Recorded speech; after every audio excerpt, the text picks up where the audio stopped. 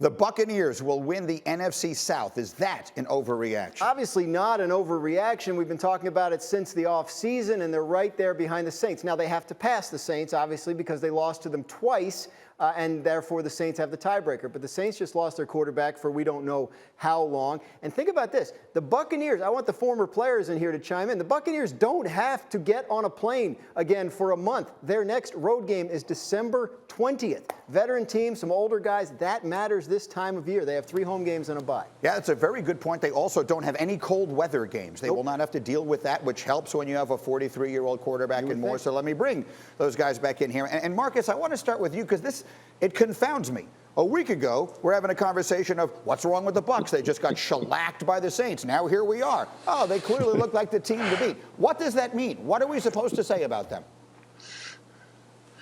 Well, first, we're supposed to say we've been on a damn roller coaster with them, G. That's number one.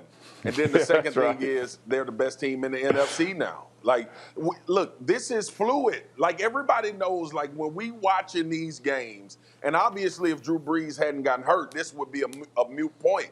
But the fact that Drew Brees is out for the New Orleans Saints obviously changes the dynamic of that. And Tampa is the next best thing when you start talking about teams that are complete. We talked about this team being complete. We talked about this team being able to manufacture yards at a high clip. And look, coaching has been responsible for the downfall. Tom Brady's play, trying to live and house himself within that coaching. But it looks like they got back to what they can do against the Carolina Panthers. Now, hopefully, that's what they take forward going the rest of the way, and that's the best team in the NFC.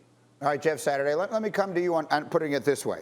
If you had to bet that palatial estate of yours in Atlanta, Georgia there, on which team is going to wind up winning the NFC, do you take the Bucs?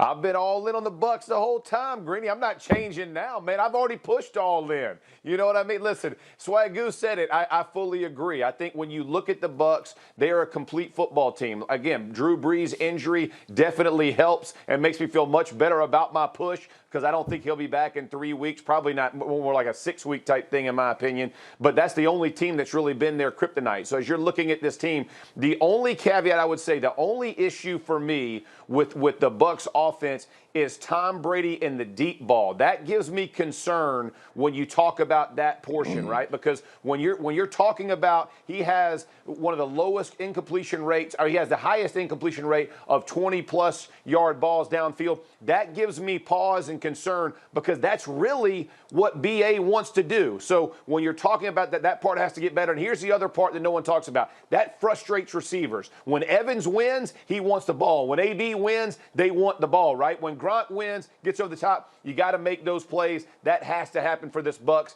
to stay in that offensive rhythm. Who would have thought we'd say Brady might be the question mark there? All right, Greg, same question to you. Who, right now, you have to bet it all. Who's the team that wins the NFC? Give me the Bucs.